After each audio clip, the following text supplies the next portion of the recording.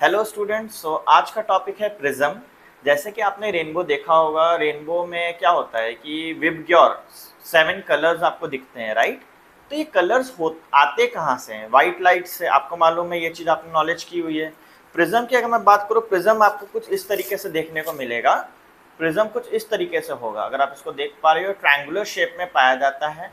And इसको sunlight के अंदर में अगर आप रखोगे तो इसमें आपको 7 कलर्स देखने को भी मिल सकते हैं। चलिए इसके बारे में डीप स्टडी करते हैं थोड़ी सी कि इसमें होता क्या है।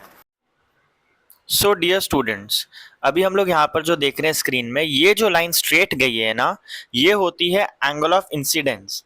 फिर यहाँ से लाइट डेविएट हुई, फिर यहाँ से जो लाइट बाहर जा रही है इसको बोलते हैं एमर्जेंट एमर्जेंट रे।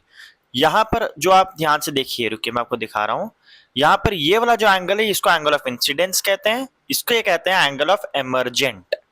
ठीक है, ये वाला जो एंगल होता है ना बच्चों, ये बताता है कि लाइट कितनी डेविएट हुई है, लाइक कितनी रिफ्रैक्शन। ये आपको पता है ना, जब भी एक प्रिज्म से लाइट जाएगी एक मीडियम से दूसरी मीडियम, वो बेंड होती है। ठीक है, तो अब यहाँ पर आप ध्यान से देखिए, ये वाला जो एंगल है प्रिज्म का, हमेशा एंगल 60 डिग्री होता है, हमेशा याद रखिएगा। क्लियर, ये क्वेश्चन आता है एग्जाम में, अक्सर आता है। तो यही चीज रेन ड्रॉप में भी होती है। रेन ड्रॉप में अगर आप देखोगे ना, तो जब लाइट सनरेज जब रेन ड्रॉप के अंदर जाती है तो इसका अंदर वाला जो सरफेस होता है वो मिरर जैसे बिहेव करता है। तो जब वो रिफ्लेक्ट करेगा तो बाहर में जो लाइट्स गिर रही है ना, ये विबग्योर होती हैं। ठीक है ना बच्चों, इसी तरीके से ये डायग्राम को आपको याद रखना है, एग्जाम में क्वेश्चंस बहुत बार आते हैं। अगेन मैं बार बार बोल रहा हूँ, ये वाला एंगल डेविएशन, ये एंगल ऑफ इंसिडेंस, ये angle of refraction, again angle of emergence, या एंगल ऑफ रिफ्रैक्शन।